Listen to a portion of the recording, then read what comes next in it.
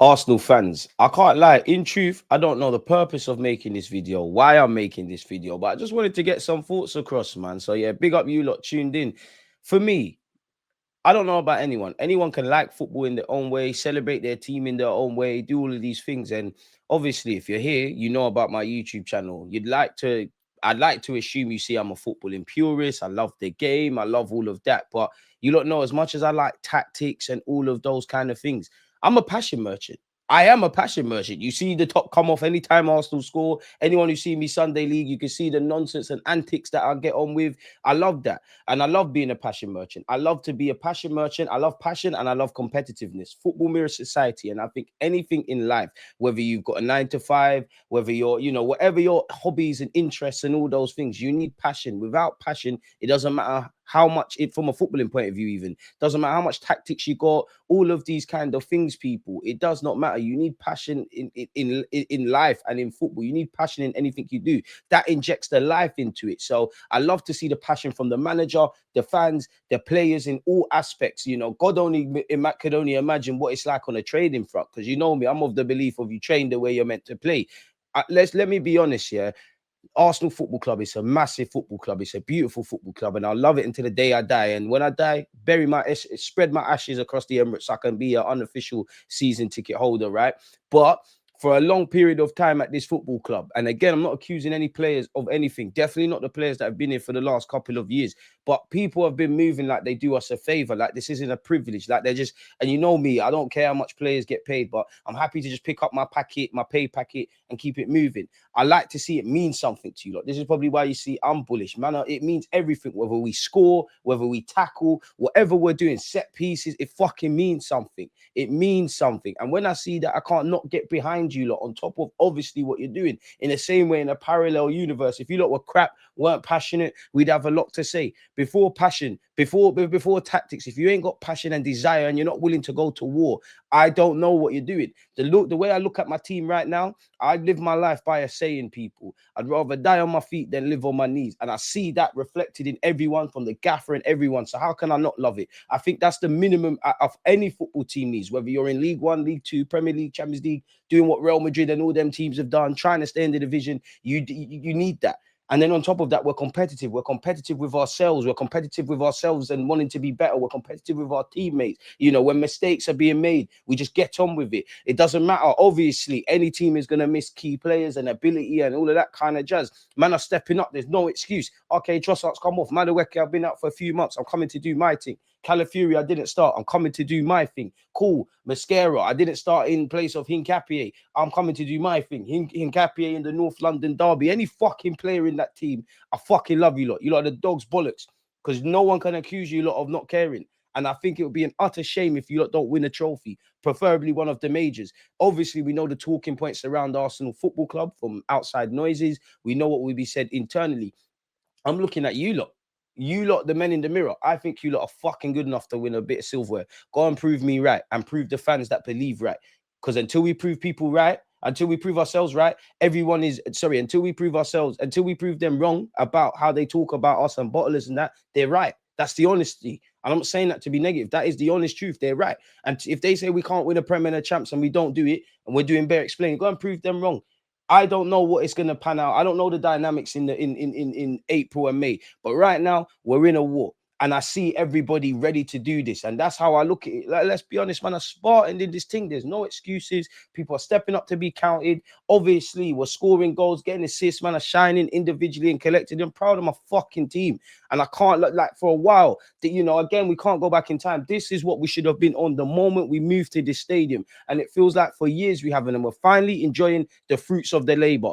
Big up Arsene Wenger. Everything you did. Haaland is producing talent. The state, we're allowed to spend money and do all these kind of things now. Arteta, big up yourself, because people can laugh at you, and I'm not no Arteta apologist. Anyone that understands sport, you can laugh at him for pickpockets and light bulbs and all of these things. But all of these things, you see them, not only every football team does it, not just Arteta, every football team does it. But for some of you that work 9 to 5, especially some of you in leadership roles and things like that, these are all team building exercises, and things of that. We're only as strong as our weakest man. In previous years, it was evidently easy to see the weakest man. Now you don't know. Of course, you could do the ability thing, but now you don't know. Everybody is standing up to be counted. And from that, there's no guarantees in life or football. Nobody owes us anything. We're not owed a Prem or a Champs or a League Cup or whatever. But all you can do is put your best foot forward. And that's what we've done in the summer, finally. That's what the gaffer is doing. That is what these players are doing. And for me, there's going to be twists and turns. We're not even in our final form, people. Like, the attack is still lukewarm.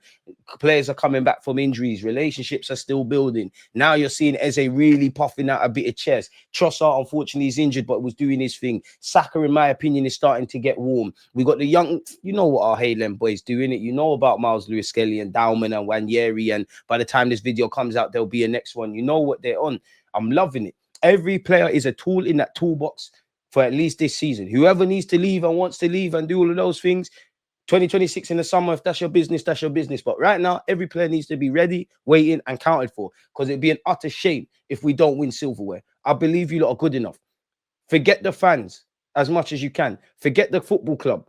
Just looking at all of you individuals and you as a manager and your coaching staff, I don't want you lot in May to look at yourselves in the mirror and think it's another missed opportunity, because I think you lot are fucking good enough to go for it. I think you lot have got it all going for you. I think we can do it. Go and do it now. Go and prove us right and everybody wrong, because they're all right until they're wrong. That's the harsh truth.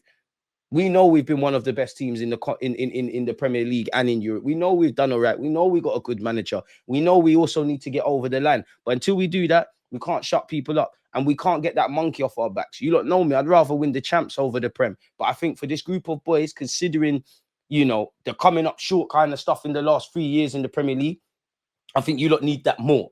I think if you were to ask them without that context and go around and just generally say, who would you rather win the Prem and the champs, if not both, maybe some players will lean towards the champs, maybe some more towards the Premier League. That's your business. We're too good of a team now not to do that. And we're chasing a deficit. This club is fucking beautiful. This is the most beautiful football club and the most beautiful thing in this world. And it's about time this club is reminded of that. So when I see nights against Bayern Munich and Real Madrid, and the list goes on, actually, before he's in this realm, I can't not be proud. But now it's about becoming the minimum. And I'm a bit of a madman. Let's get that first Premier League off our back. So let's have the ambition to retain it, maybe even do a 3-peat, win some Champions Leagues, pick up more domestic cups than we can count. That is the illusion of perfection. That is where we're at now. To the point where you don't know I love Highland talent, but unless you're on the Wanyeri, Miles Lewis-Skelly, Dowman thing, I'm not really down for that now, if I'm honest with you. Like, I feel our only biggest weakness, like evident weakness, is not even really a weakness, is we need a couple more magicy players, because obviously we're not in that realm and there's other contexts here, but the ambition should be to be mentioned alongside Bayern Munich, Real Madrid, Barcelona, this one, that one. Generally, when you think about those teams, they've got quality players. Not that we don't, and I'm picking the wrong words, but players that can just get you out of trouble. We all know Real Madrid, every time they look like they're going out the champs, once someone makes it happen. I think that's the only evident area we need. Like, we hope he can keep doing and being a talisman. Saka is probably the one I would say. When you look at some of the people around us, maybe not so much now, but Salah, 9 times out of 10, inevitability. That's the word I'm looking for. Haaland, inevitable. Salah, inevitable. We probably need 1, 2 of those kind of inevitable players. And compared to the squad and everything we've got, bro, no one can stop us, Like, no one can. Obviously, people can stop us. We're not invincible. I mean, only one team's done the invincible thing, and in this country, and we heard Bayern Munich were unbeaten this season, bucked us. What happened? Spurs were unbeaten away from home, bucked us. What happened? So proud of my boys, man. But let that be a marker. And I think as Arsenal fans, we need to consider we're competitive now. We're gonna have twists and turns, but we need to keep going. Love the North London derby. Love the fact that we beat Bayern Munich. It's irrelevant today though, because you need to go and get a result against Chelsea. And if you come out of those 3 games, still have to keep your feet on the floor. But not only would you have come out, at least at that point, games that are mad on paper. Like, you can say what you want about Spurs in this current moment, Arsenal in this current moment, Chelsea, Bayern Munich, but for TV rights, those games probably be the highest viewed games. Those are the games that, for non-Arsenal fans, that they're going to be tuned into. Those are the games that the season ticket holders and everyone that goes on a match day, you're fighting, even though it's fucking just like Goldman trying to get Arsenal ticket, but you're fighting even more trying to get them. So if you come out of that period and you've come out of the period just before where, yeah, I know we dropped points against Sunderland, but the bogey kind of teams, really, Newcastle, West Ham, Brighton, Crystal Palace, Fulham, the list goes on. You dealt with that and you deal with this, great. And if we come into the new year still talking about this stuff, great. And we've got a difficult run. But you have to fear everybody in life in a healthy way, but they should fear us. We should believe we can get this done. If I'm honest with you, there's going to be twists and turns, going to be bumps and bruises. It is only November, and nothing is won in November, but we're moving in the right direction. Simple as that for me, man. Big up you lot for seeing that video through to the end, people. I don't want to waste your time, but what I do want to do is move this back to Bayern Munich and have kind of some last kind of thoughts on Bayern Munich before we put it to bed. So smash the like button, subscribe, and let's do that. Wow. I'm a competitive person in life. And I think football has to mirror the same. The very minimum is being competitive in pursuit of your goals, being competitive in just over 90 minutes, dependent or who really cares about the opposition. The XG stats reflect that it was a domination thing. 3.05 versus 0.79 in our 3-1 victory of Bayern Munich. You also look at, the one statistic that matters is we got the 3 points and won. We had more shots, more goals scored, more touches in their box, more shots on target. They can have possession and passes, but it's what you do with it. Even stats where fouls are committed, and we had more corners, and you know what we do from set pieces. That's why Manuel Neuer is crying. Injuries, as annoying as they may be, are part and parcel of the game. And just as we get a forward back in Martinelli, we lose another one in Trossard, who you could argue with his 10 goal involvements and just general form has been our best performing attacker at the moment. And it will be a massive loss depending on if he's out for a significant period of time. But we have to get onto it. Is it time to invest in Martinelli stocks? He's had a good season as a bit of an impactor, a finisher, as Mikel Arteta says. He hasn't scored a goal when we've lost, and he's been in red hot form in the Champions League. Bilbao, Olympiacos, Atletico Madrid, and Bayern Munich. Get your stocks in. And on the topic of attackers, people, shout out Noni Madueke, because you came off the bench and did quite well. Happy that you got your first goal. We all know the noise that's been surrounding Noni Madueke's arrival at this club. Radio silence since. Long may it continue. Long may he grow in confidence. Shout out to Gustavo. Some of you might be asking, who the hell is that? Mascara. I don't know why. He just looks like a Gustavo. He's just a boss, really and truly. 13 million is stupid. And he done very well and is showing the strength in depth. You have to big up Jury and Timber as well for his overall performance. And it's always nice as an Arsenal fan to score from a set piece. Prior to the game, as I have mentioned, Bayern Munich conceded 4 goals from set pieces. So it's nice that we can see, once again, evident weaknesses in a team and we exploit it. So big up Jury and Timber for that one. Big up Saka for obviously the delivery for Timber. Unfortunate not to score, but we're seeing Saka starting to get into some red hot form now. And again, I do think, you need to use your eyes and be honest. I think, the eye test will show you. I actually believe Harry Kane had a good game. But in the name of banter, the game's the game. Tottenham Hotspur fans thought after we battered them in the North London derby that they were going to beat PSG and their old man would return to a place he scores a lot of goals at in the Emirates and bag. Stifled, kept quiet, not on nothing as well, people. Big up Eze for his performance, his bit of form at the moment, and his assist. Tottenham fans, well gone for Xavi Simons. Marino putting in a shift up front. Declan Rice, Declan twice, just being Declan and everything he is. 105 million bargain. And we can't forget Zubamendi's performance against Bayern. Players are just standing up to be counted, and this is why you have a squad. Big up everyone connected to my football club.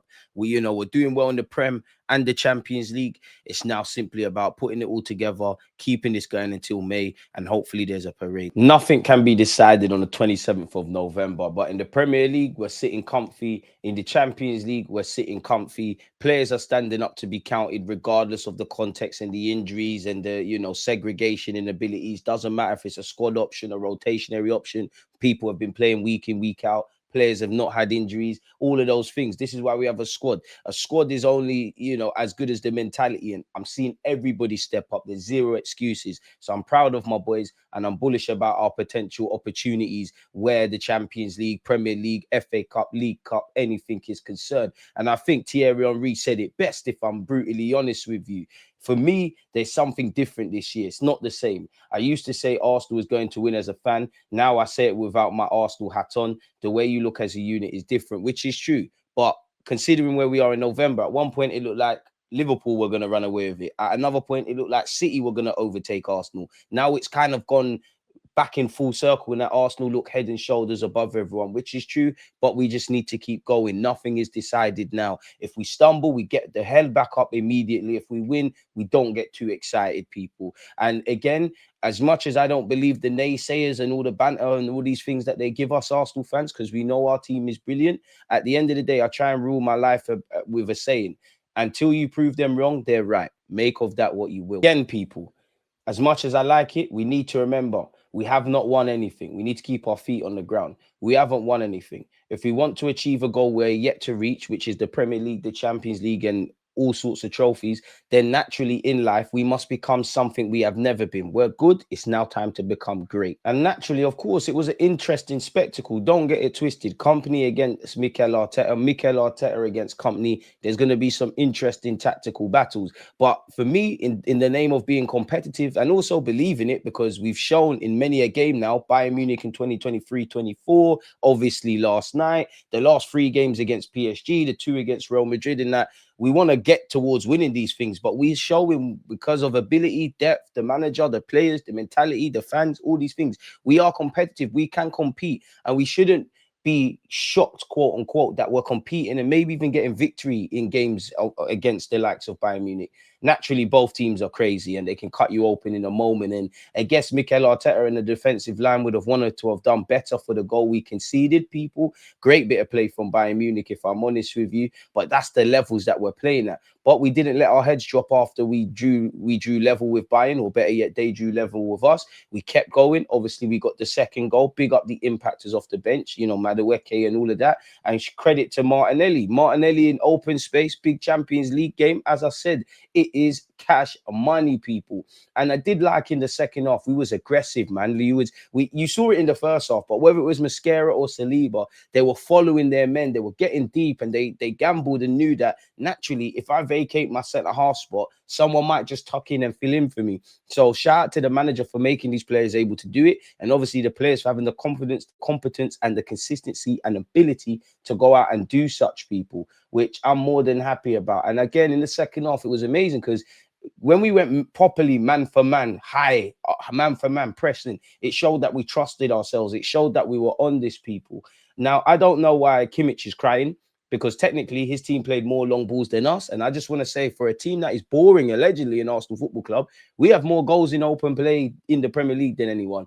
Timber obviously scored. Neuer said there was a bit of a push. I'm loving that Bayern players are crying.